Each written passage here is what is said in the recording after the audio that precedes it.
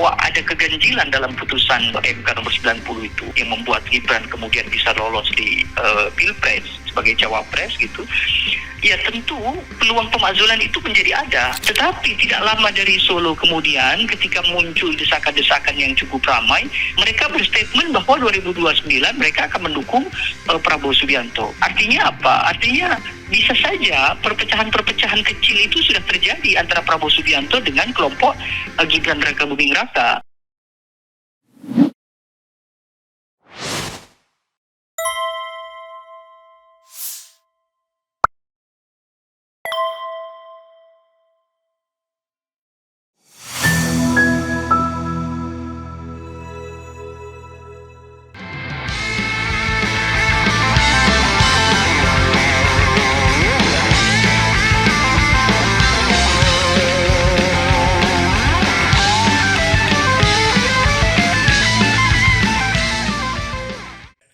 Oke, lama kita tak bersua ya.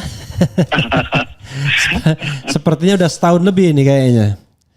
Betul. Soalnya kalau bersua hanya karena Anda melakukan survei, kelihatannya lagi sepi-sepi nih survei ini. Oke, bro, menarik ya yang apa Anda sampaikan itu ya, yang kemudian saya juga buat judul ya. Terserah Anda mau mengklarifikasinya dari mana, tetapi ini ada berita yang mengatakan bahwa Anda mengatakan ex-ketua MK Anwar Usman dapat tekanan itu. Lalu kemudian ada berita lain mengatakan Anwar Usman mau cooling down dulu, nantilah suatu saat katanya. Apa yang bisa Anda tangkap dari berita-berita atau pernyataan Anda sendiri itu? Silakan.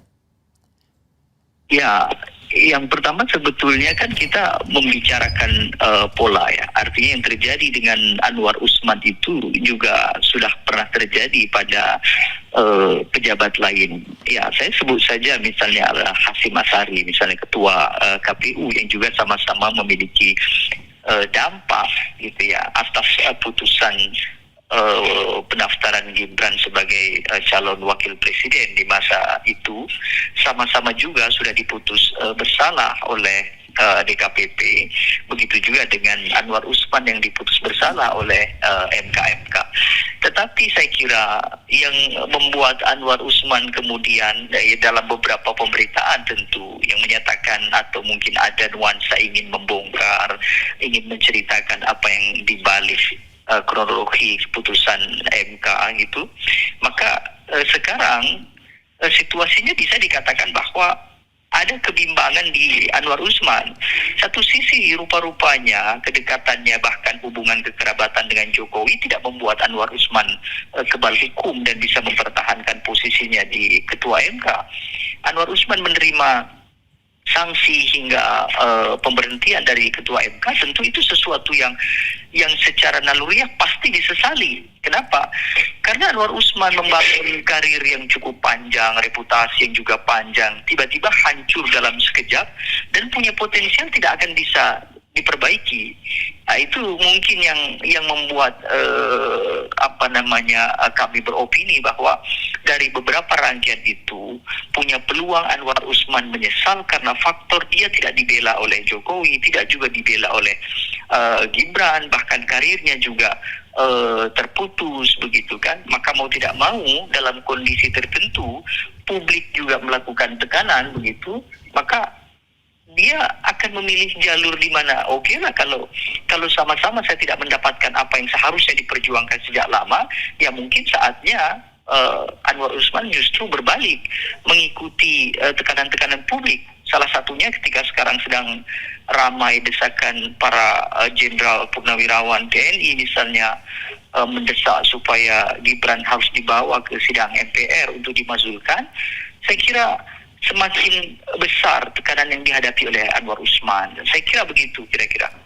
Oke, yang jelas kan dia masih masih sebagai suami dari adik Jokowi gitu ya.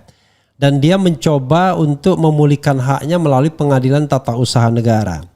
Petun itu memulihkan haknya tetapi tidak mengabulkan kembalinya jabatan sebagai ketua MK.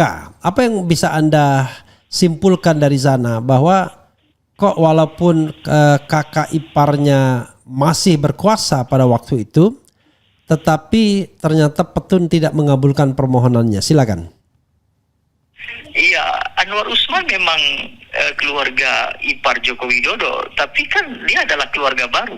Artinya secara psikologi saya kira juga tidak memiliki kedekatan yang cukup kuat dengan Joko Widodo. Terlebih juga Anwar Usman hari ini sudah terbukti dia dikalahkan oleh MK dalam artian dia tunduk pada putusan MK dan dia harus menerima kondisi karirnya yang terputus. Sehingga mau tidak mau Anwar Usman pasti akan mencari kelompok baru untuk bisa mendukung Anwar Usman. Sekurang-kurangnya Anwar Usman pasti memerlukan dukungan psikologis itu. Nah, dukungan psikologis itu kan seharusnya muncul dari dua pihak. Apakah dia muncul dari pihak publik, artinya publik membela Anwar Usman dan dia punya semacam kekuatan berkelompok begitu kan? Satu sisi lagi tentu adalah dukungan psikologis dari kekuasaan. Nah, yang jadi masalah hari ini adalah Anwar Usman kehilangan dua-duanya. Dia tidak didukung oleh publik, sekaligus juga dia tidak merasa didukung oleh kekuasaan. Terlebih hari ini Joko Widodo juga sedang kerepotan juga dengan tekanan-tekanan terkait dengan kasusnya, pelaporannya yang cukup banyak. Jadi situasi yang sebetulnya cukup sulit bagi Anwar Usman hari ini. Kita memang tidak melihat ya apa kompensasi atas memuluskan langkah Gibran bagi seorang Anwar Usman. Yang terlihat adalah malah hukuman dari ketua MK kemudian didemosi dari menjadi anggota biasa dan tidak boleh menjadi pimpinan MK sampai dia pensiun. Lalu kira-kira kalau Anda bicara tentang relasi take and give ya, benefit atau tidak benefitnya, ada benefit apa enggak untuk melakukan atau membuat jalan bagi Gibran, maka secara post factum yang didapatkan Anwar Usman ini apa? Dan menurut Anda Anwar Usman akan marah nggak mengungkapkan segala sesuatunya, atau berani nggak dia mengungkapkan itu? Silakan. Ya, kita lihat situasi yang akan berkembang.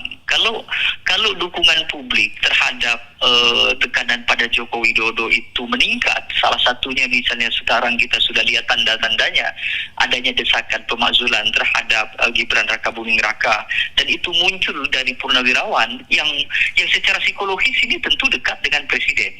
Artinya itu berpengaruh untuk keputusan-keputusan Anwar Usman secara pribadi ke depan.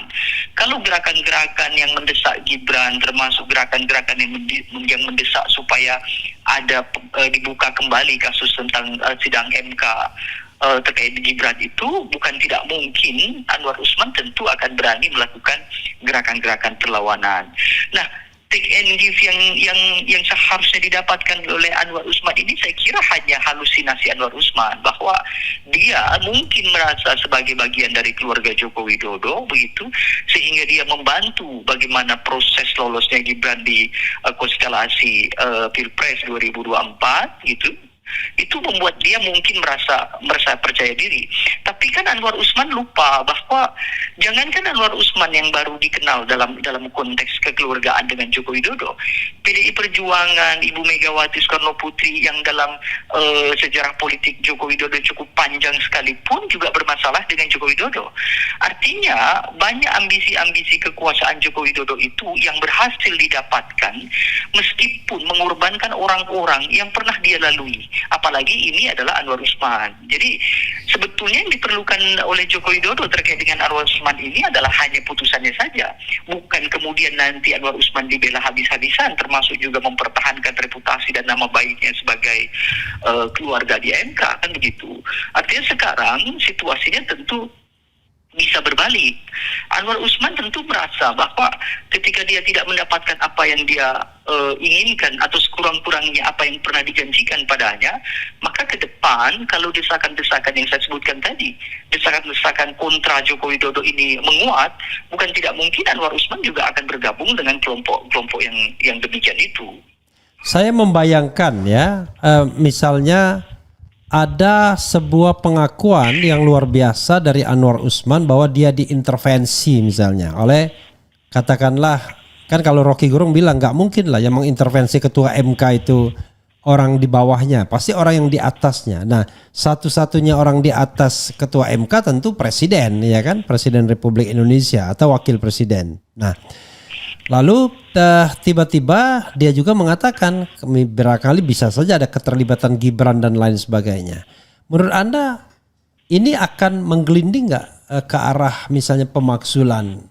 Walaupun ini kejadian yang sudah lalu, tetapi ini bukan mempermasalahkan putusan, tapi mempermasalahkan konspirasi mengenai pembuatan putusan tersebut yang itu mengarah kepada entah itu pidana atau perbuatan tercela dan lain sebagainya. Silakan. Ya, ini kita perlu lihat dari dua kacamata yang cukup pelik ya. Yang pertama, apakah nanti kekuasaan yang sekarang sudah didaulat, yaitu Presiden Prabowo Subianto, itu berada di kelompok publik yang mendesak untuk kemudian hadirnya pemakzulan itu atau tidak. Kalau dari tanda-tandanya sebetulnya ada potensi itu. Kenapa? Karena gerakan purnawirawan sudah dimulai. Nah, yang kedua, anggaplah kita berandai-andai kemudian Anwar Usman membuka kotak Pandora yang disebut oleh beberapa media belakangan begitu ya, bahwa ada keganjilan dalam putusan MK nomor 90 itu yang membuat Gibran kemudian bisa lolos di Pilpres sebagai cawapres gitu. Ya tentu peluang pemakzulan itu menjadi ada. Berbeda dengan kondisi hari ini. Kalau kondisi hari ini kan politik hukum kita kan jelas bahwa putusan MK itu sudah mengikat. Artinya kalaupun terjadi pelanggaran termasuk sudah terbukti dengan adanya sanksi terhadap ketua MK, tetap saja putusannya harus diakui dan sah. Itu politik hukum kita yang harus kita akui. Tapi kalau kondisinya kemudian ada pengakuan dari ketua MK lalu kemudian bergulir dan kemudian MPR mendukung begitu ya, DPR mendukung, lalu mereka melakukan evaluasi, melakukan revisi terhadap undang-undang tentang Pilpres, tentang pemilu, lalu dibuka kembali kasus yang sekarang sedang kita bahas, maka pemakzulan itu menjadi sesuatu yang mudah. Kenapa? Karena kondisinya bisa dijelaskan kan kira-kira begitu. Dan tentu sebetulnya kalau dikatakan bahwa ada yang mengintervensi hanya satu, tidak mungkin wakil presiden juga. Yang mengintervensi ketua MK hanya satu, yaitu presiden. Karena yang punya kekuasaan gitu ya, itu hanya presiden. Meskipun pihak kedua yang punya potensi juga adalah di DPR pasti. Kenapa? Karena yang memutuskan susunan para hakim di MK itu hanya dua kelompok ini. Satu adalah eksekutif, yang kedua adalah legislatif. Dan ada juga Mahkamah Agung, bro. Oh ya, artinya kan yang paling kuat menentukan mereka bisa melakukan seleksi dan segala macam, dan termasuk yang mengusulkan adalah presiden dan legislatif. Nah, bergantung Anwar Usman pada saat berkuasa di MK, beliau tentu punya potensi dekat dengan presiden. Sehingga yang paling punya potensi untuk mempengaruhi adalah Presiden Joko Widodo. Nah, kalau itu kemudian bisa dibuktikan, lalu kemudian dibuka lagi Anwar Usman sebagai triggernya, maka tidak hanya melakukan pemakzulan terhadap Gibran Rakabuming Raka, tetapi juga bisa membawa Joko Widodo ke meja persidangan. Karena tentu dua-duanya adalah pelanggaran hukum, termasuk juga pelanggaran undang-undang, kan begitu. Jadi menurut Anda Anwar Usman ini akan menjadi saksi kunci di kemudian hari ya dalam konstelasi politik ke depan? Dia akan menjadi saksi kunci sekaligus narasumber untuk kasus yang sedang yang sedang ramai hari ini. Tidak ada yang lain. Kenapa? Karena satu-satunya orang di MK yang mendapatkan sanksi hanya Anwar Usman, termasuk juga Anwar Usman yang mengetahui semua putusan-putusan itu, dan kita juga sudah mendengar bagaimana perbedaan opini di para hakim MK yang semuanya merujuk, termasuk misalnya yang paling populer adalah bagaimana para hakim MK itu merasa gugatan yang seharusnya diputuskan itu berubah drastis ketika detik-detik di putusan terakhir. Itu artinya kan Anwar Usman sangat mungkin untuk bergerak sendiri tanpa ada pembicaraan kolektif dengan para hakim yang lain, kan begitu. Maka betul bahwa Anwar Usman ini sebagai satu saksi kunci utama begitu ya, maka gerakan-gerakan pemakzulan termasuk juga gerakan-gerakan membongkar adanya mafia hukum dalam kasus tersebut itu harus dimulai dari Anwar Usman. Usman. Kelompok lain hanya mendukung kalau memang apa yang ingin disampaikan oleh Anwar Usman itu memihak pada konstitusi kita. Kita tahu bahwa tuntutan ke-8 Jenderal Purnawirawan ya, ada 103 Jenderal TNI, kemudian ada 65 ada 73 angkatan laut gitu ya, dan 63 marsekal gitu. Kemudian ada 91 kolonel. Itu menurut Anda sebuah gerakan yang patut diperhitungkan atau sebenarnya ya sudahlah, gone with the wind, berlalu bersama angin saja? Kita harus memahami bahwa hubungan antar militer itu berbeda dengan hubungan sipil. Tidak perlu jumlah sebetulnya. Andai aja cuma satu orang, entah itu Jenderal Tri Sutrisno atau Jenderal Sutioso atau hanya Jenderal Fahrul Razi misalnya, tidak perlu sampai ratusan. Satu jenderal atau dua jenderal melakukan desakan secara terbuka, Presiden Prabowo Subianto besar kemungkinan akan memperhatikan. Terlebih hari ini yang kita saksikan adalah Prabowo sudah merespon. Dan responnya juga cukup menarik sebenarnya kalau dari sisi komunikasi politik yang saya tekuni. Kalau isu itu adalah isu biasa begitu ya, seharusnya yang merespon cukup juru bicara sipil. Tapi kita tahu bahwa yang membicarakan tentang respon itu adalah Jenderal Wiranto. Maka ada pesan khusus dari Prabowo Subianto bahwa gerakan-gerakan untuk mendesak pemakzulan terhadap Gibran yang muncul dari para purnawirawan ini itu jelas mendapat perhatian dari Presiden Prabowo. Maka dari itu ini akan cukup menarik. Terlebih lagi kalau kemudian dilanjutkan dengan bergabungnya Anwar Usman, meskipun tidak secara langsung mendukung, tapi kalau Anwar Usman berkenan untuk memberikan testimoninya terkait dengan apa yang terjadi di balik layar pada saat itu, apakah kemudian itu muncul gerakan-gerakan untuk mendesak Anwar Usman menyatakan bahwa ada intervensi kekuasaan pada saat itu, maka gerakan-gerakan ini besar kemungkinan akan membesar. Kenapa? Karena tidak ada lagi kelompok yang lebih kuat secara politik di negara ini kecuali alat negara. Nah, alat negara itu adalah militer. Ya meskipun memang sisi kurangnya saat ini adalah militer yang kita maksud adalah purnawirawan.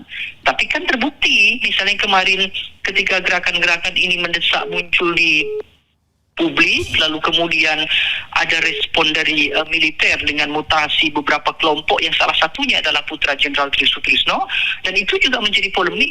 Ini tidak mungkin kebetulan, itu sangat mungkin bahwa batalnya mutasi itu karena ada perhatian khusus dari kekuasaan. Dari situ saja sebetulnya kita bisa lihat bahwa desakan-desakan ini bukan desakan biasa sebagaimana yang desakan dari kelompok sipil begitu. Jadi kita lihat ke depan apakah gerilya mereka begitu ya dalam mendapatkan dukungan entah itu di DPR maupun di pemerintah ini bisa bergulir atau tidak. Karena memang ini kan cukup beresiko. Kalau sampai desakan militer itu diperhatikan dan direspons oleh DPR, maka desakannya kemudian adalah kalau sampai Gibran Rakabuming Raka itu berhasil dimakzulkan, maka dikhawatirkan akan muncul juga gerakan untuk memakzulkan Presiden Prabowo. Kenapa? Karena sistem pemilihan kita adalah sistem pemilihan satu paket. Presiden dan wakil presiden itu dipilih secara bersama.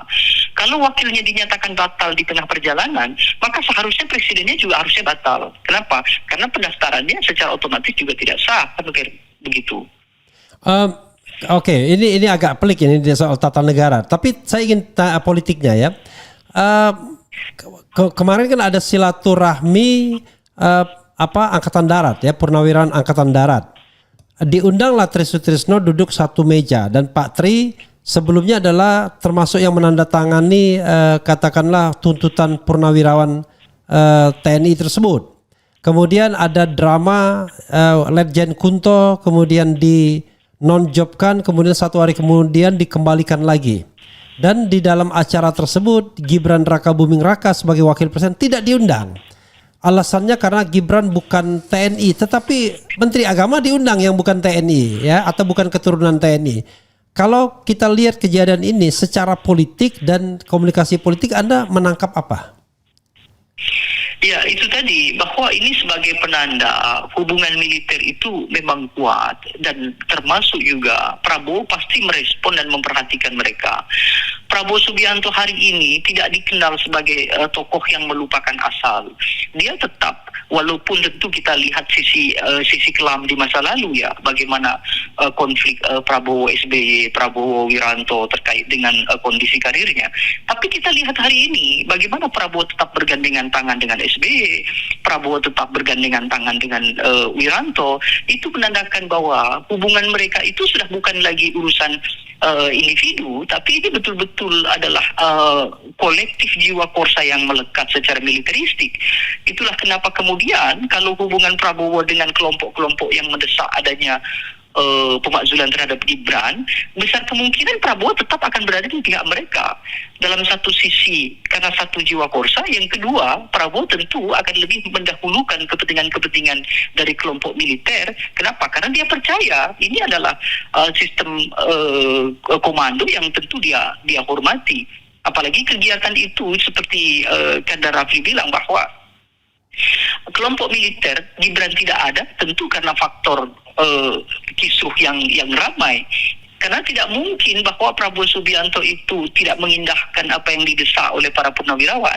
Tetapi nanti kemudian jalurnya adalah Prabowo tidak mungkin vulgar mendukung.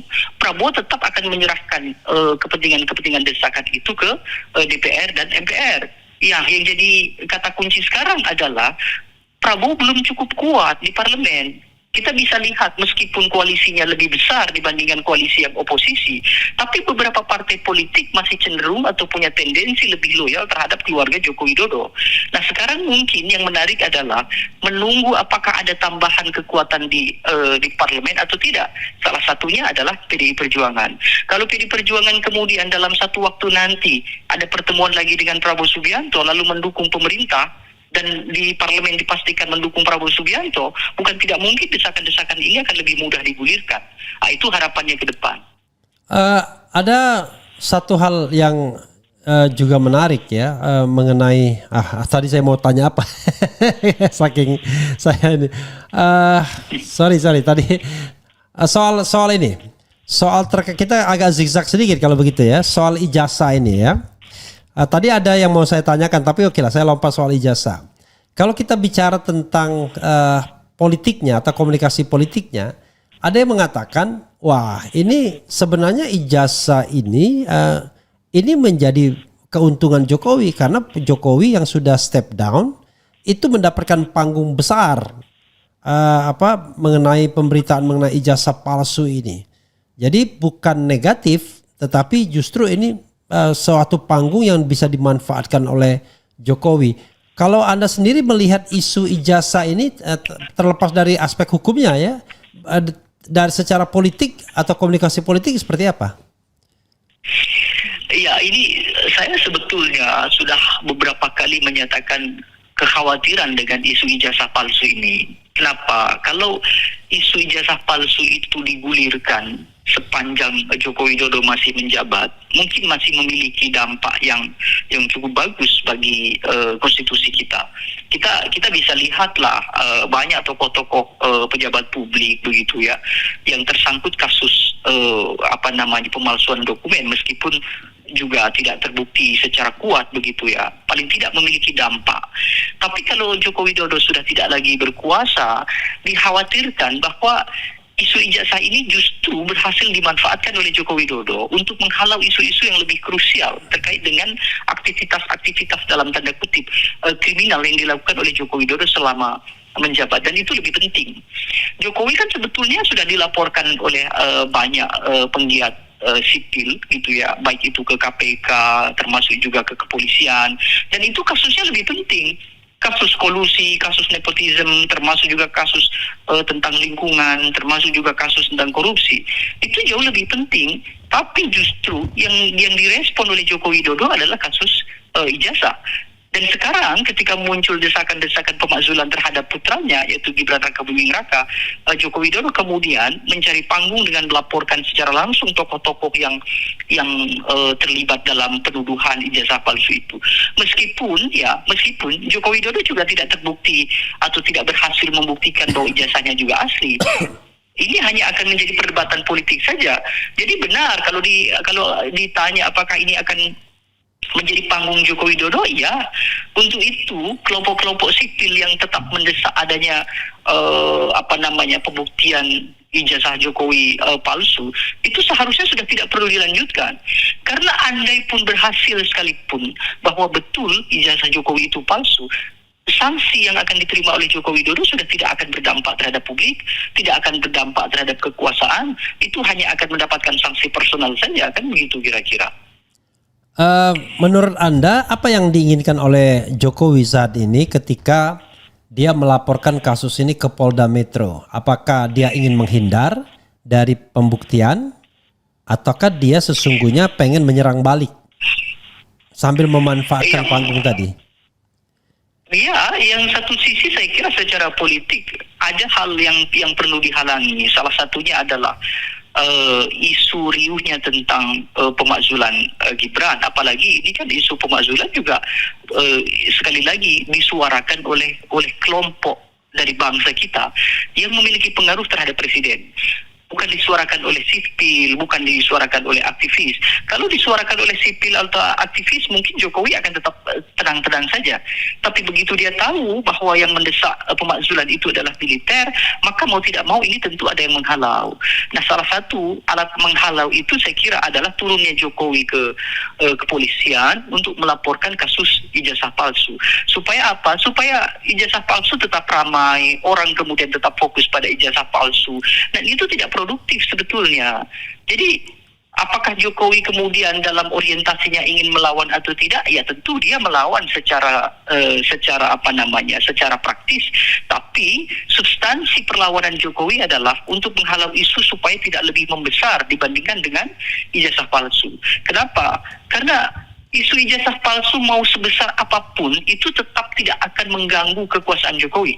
Tapi kalau kemudian yang membesar itu adalah isu pemakzulan, nah itu punya potensi besar mengganggu keluarga Jokowi, termasuk juga mengganggu kekuasaan Gibran. Apalagi ini adalah langkah pertama Gibran untuk menuju 2029. Jadi jangan sampai kemudian gerakan pemakzulan ini berhasil dilakukan oleh Purnawirawan, begitu. Ini yang saya ingat dari yang tadi saya lupa. Ada semacam gerakan perlawanan juga dalam tanda kutip dari tokoh-tokoh Jenderal Angkatan Darat yang dipelopori Agung Gumelar ya, dan mungkin to some extent Wiranto juga yang menolak. Bahkan Luhut mengatakan yang menuntut Gibran dimakzulkan itu kampungan. Saya kemudian secara nakal mengatakan berarti yang kampungan itu Tri Sutrisno, kemudian Jenderal Tiasno Sudarto, kemudian Faro Rozi, dan Slamet Subianto dan Hanafi Asnan gitu ya, dan jenderal-jenderal lainnya. Apa yang bisa Anda lihat dari gerakan yang menolak ratusan purnawirawan ini? Apakah itu cukup signifikan, kuat, atau mencerminkan perpecahan di kalangan jenderal purnawirawan? Silakan. Iya, kalau dilihat dari perpecahannya tentu iya, tapi kita bisa lihat Luhut kan secara kebetulan hari ini masih berada di pihak kekuasaan, di mana kekuasaan juga ada Gibran. Artinya pembelaan terhadap Gibran sangat mungkin karena faktor dia masih mengendalikan kekuasaan. Hanya itu saja. Tapi apakah itu akan kuat atau tidak? Nah ini eskalasi politiknya belum bisa dibaca apakah mereka punya kekuatan. Kenapa? Kekuatan itu hanya bisa dilihat soal kepentingan Prabowo Subianto. Kalau Prabowo Subianto merasa terancam dengan kondisi Gibran, ya dalam tanda kutip tentu prospek 2029 termasuk prospek apakah Joko Widodo masih akan tetap setia atau loyal terhadap Prabowo atau tidak. Kalau dia mempelajari situasi yang belakangan terakhir terjadi, misalnya bagaimana Joko Widodo dengan Megawati, Joko Widodo dengan Ketua KPU, termasuk Joko Widodo dengan Anwar Usman, seharusnya Prabowo Subianto mempelajari itu, bahwa tidak ada loyalitas yang bisa dijanjikan oleh Joko Widodo itu berakhir dengan baik. Artinya Prabowo Subianto juga memerlukan jalan baru untuk menuju 2029 itu salah satunya adalah alternatif tanpa adanya Gibran Rakabuming Raka. Kalau peluang tanpa adanya Gibran Rakabuming Raka di 2029, maka prediksinya adalah Prabowo tentu akan lebih memihak kepada kelompok-kelompok yang melakukan gerakan pemakzulan dibandingkan dengan gerakan-gerakan yang menolak. Kenapa? Kalau gerakan-gerakan yang mendesak adanya pemakzulan, mereka kan menggunakan banyak alasan. Salah satunya adalah mereka mengkhawatirkan tentang kondisi bangsa ke depan seperti yang diceritakan oleh Sutioso. Lalu mereka mengkhawatirkan karena proses masuknya Gibran yang dinodai dengan putusan MK tersebut. Artinya mereka punya alasan yang cukup kuat kenapa kemudian mereka berani memasukkan salah satu tuntutannya adalah pemakzulan itu. Tetapi yang disampaikan oleh Agung Gumelar termasuk juga oleh Luhut bin Sarpanjaitan, mereka hanya merespon. Mereka tidak mengemukakan alasan kenapa pemakzulan itu dianggap kampungan. Pemakzulan itu saya kira karena ini hanya desakan, itu sesuatu yang biasa sebetulnya, tidak perlu dikhawatirkan. Kenapa? Karena yang punya keputusan nanti tetap saja di MPR. Sepanjang MPR tidak melakukan, maka seharusnya tidak perlu khawatir. Begitu. Iya, sekarang pertanyaannya adalah sepenting apakah bagi Prabowo Gibran itu disingkirkan dalam panggung politik? Mana yang lebih menguntungkan? Tetap mempertahankan Gibran karena Gibran maaf kata tidak workable gitu ya? Atau Gibran disingkirkan dalam panggung politik dan Prabowo didampingi orang lain yang barangkali bisa lebih menjamin eksistensi dia di 2029. Coba mana perhitungan Anda menurut Anda? Kita bisa lihat begini, Gibran di 2024 dulu di Pilpres 2024 itu kan masuk kategori mesin politik. Artinya Gibran, Jokowi, mereka punya jejaring kekuasaan di 2024, termasuk juga dengan kecurigaan publik ya yang selama ini tentu sudah sama-sama kita dengar adanya beberapa ya sebut saja oknum begitu ya dari alat kekuasaan memihak di pemilu sehingga memenangkan Joko Widodo meskipun melalui Prabowo Subianto di 2024 misalnya. Kalau kondisinya demikian, maka Gibran itu menjadi penting untuk alat pemenangan Prabowo Subianto. Tapi yang jadi masalah adalah apakah Joko Widodo di 2029 itu tetap bersedia atau berkenan menempatkan Gibran sebagai wakil Prabowo atau tidak?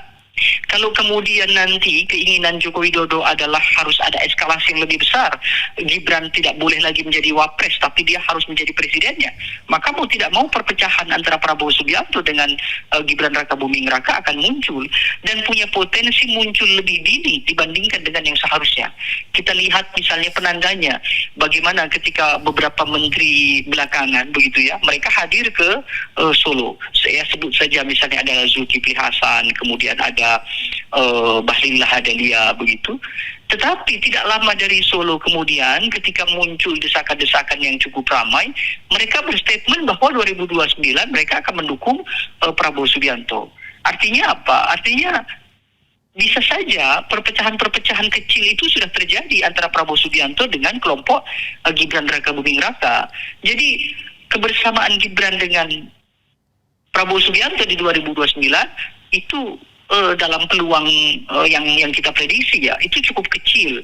Kenapa? Karena Gibran punya potensi untuk maju sendiri dan itu bisa menjadi perlawanan bagi Prabowo Subianto. Sehingga kalau itu terjadi atau tanda-tandanya dibaca oleh Prabowo Subianto, bukan tidak mungkin Gibran akan diamputasi lebih awal dibandingkan harus menjaganya sampai 2029 begitu. Sekuat apa Gibran menurut Anda 2029?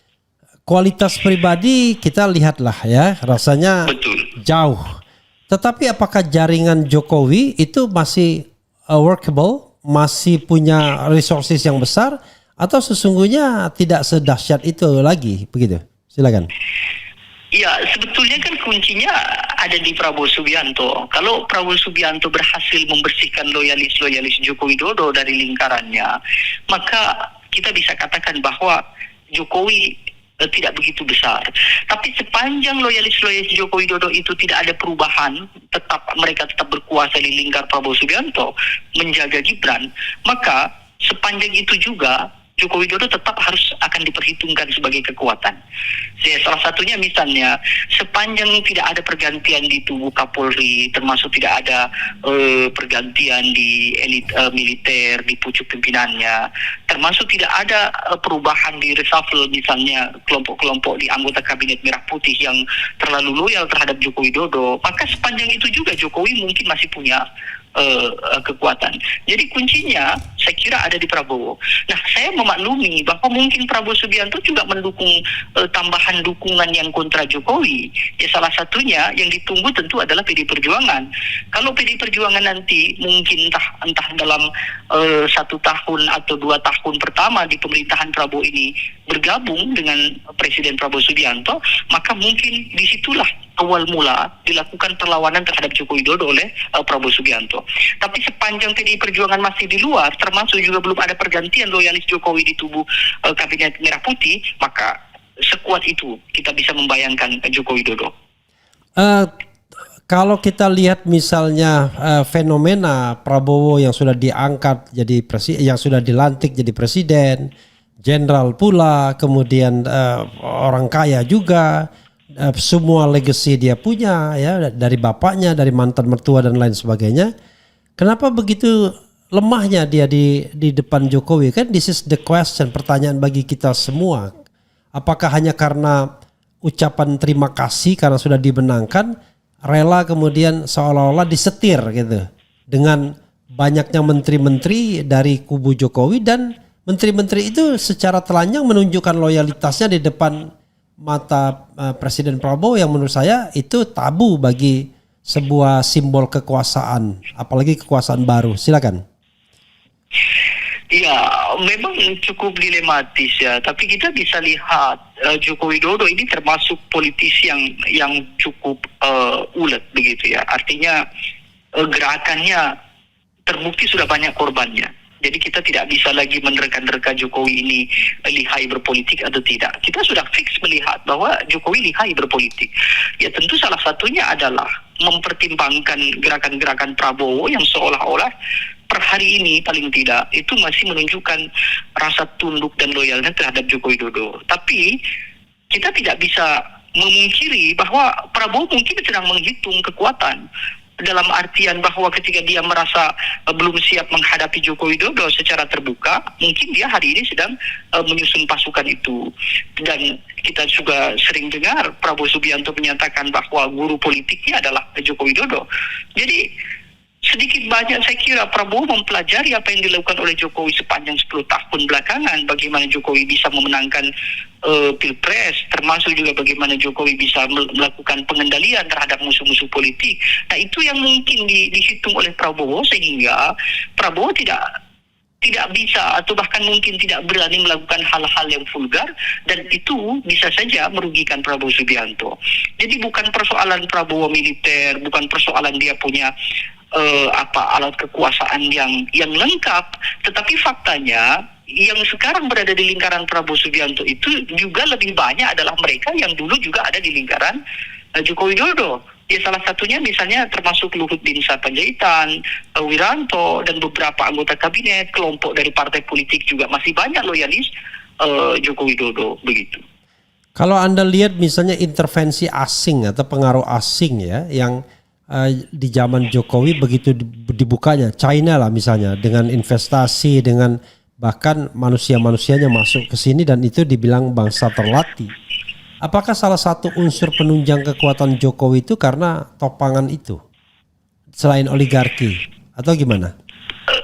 Seharusnya tidak. Kenapa? Karena tidak mungkin intervensi sebuah negara begitu ya. Ya kita sebut saja misalnya intervensi Cina itu melekat pada Jokowi secara personal, tidak mungkin. Cina punya kepentingan di era Jokowi karena faktor Jokowi presiden. Hari ini kalau kita mau berbicara soal hitung-hitungan dukungan Cina, kalau betul bahwa Cina memiliki kepentingan investasi, seharusnya Cina memihak pada Prabowo Subianto. Tidak mungkin dia memihak pada Jokowi. Jadi ini hanya murni urusan politik dalam negeri, kekuatan tokoh-tokoh elit internal di dalam negara saja yang sebetulnya membuat seolah-olah antara Joko Widodo dengan Prabowo Subianto ini masih saling tarik-menarik kekuatan. Kalau kita bisa lihat secara clear, saya kira Prabowo hanya dianggap merdeka dan bebas dari bayang-bayang Jokowi adalah ketika dia berani menghilangkan sebagian atau bahkan mungkin semuanya terkait dengan kekuatan-kekuatan yang dimiliki oleh Joko Widodo. Baik itu yang ada di alat kekuasaan, di kepolisian dan militer, termasuk juga di kabinet. Dan oligarki pun juga, kalau kita oligarkinya mengarah pada korporasi, para konglomerat, itu pun sebetulnya juga sudah tidak masuk akal kalau mereka masih membela Joko Widodo. Kenapa? Karena kepentingan oligarki tentu adalah kapital. Sementara kekuatan kapital itu juga hari ini seharusnya ada di Prabowo Subianto, bukan ada di Joko Widodo. Oke, bro, menarik pembicaraan kita. Closing statement. Kita mudah-mudahan ada sesi lain yang nanti kita bisa diskusikan. Silakan. Ya, hari ini sebetulnya yang kita perlukan adalah persatuan yang dibentuk oleh sipil, termasuk juga oleh kelompok-kelompok purnawirawan. Tidak peduli apakah dari militer maupun dari kepolisian. Kenapa? Karena mereka adalah penopang bangsa kita. Kalau kemudian kita tunduk pada manuver-manuver politik Joko Widodo, bahkan kelompok elit pun merasa khawatir dengan kekuatan Joko Widodo, ini yang tidak akan bisa membangun bangsa kita lebih baik. Seharusnya rezim yang sudah lalu sudah selesai, tidak perlu lagi ikut mengintervensi, apalagi sampai ikut bermanuver secara politik. Saya kira itu, Bung. Oke, terima kasih Bro Deddy Kurniasyah. Mudah-mudahan kita bisa nanti berbincang lagi ya. Ini mungkin bukan pertama amin. Saya akan mengganggu Anda. Siap, laksanakan Anda. Oke, makasih. Assalamualaikum warahmatullahi wabarakatuh. Waalaikumsalam warahmatullahi wabarakatuh. Ya, saudara sekalian, dengan Deddy Kurniasyah ya, lama saya tidak menghubungi beliau. Beliau pernah datang ke sini. Beliau adalah seorang pollster sekaligus pengamat politik ya, dengan basis ilmunya komunikasi politik. Saya tiba-tiba senang ya bisa mendapatkan katakanlah narasumber yang bisa menjelaskan fenomena politik. Paling tidak hanya bersumber dari saya pribadi, tetapi juga dari sumber-sumber di luar saya yang barangkali perspektifnya akan menjadi lebih kaya ya. Jadi mudah-mudahan kita bisa terus berkomunikasi sambil juga menghubungi sumber-sumber lain biar RH Channel ini lebih kaya dengan perspektif. Tapi tentu perspektif yang mendukung ke arah demokrasi, penegakan konstitusi, penghargaan HAM, ya, good governance, clean government, bukan anasir-anasir korupsi yang kemudian kita undang ke sini untuk berbicara. Wassalamualaikum warahmatullahi wabarakatuh. Keren, cadas, ciao.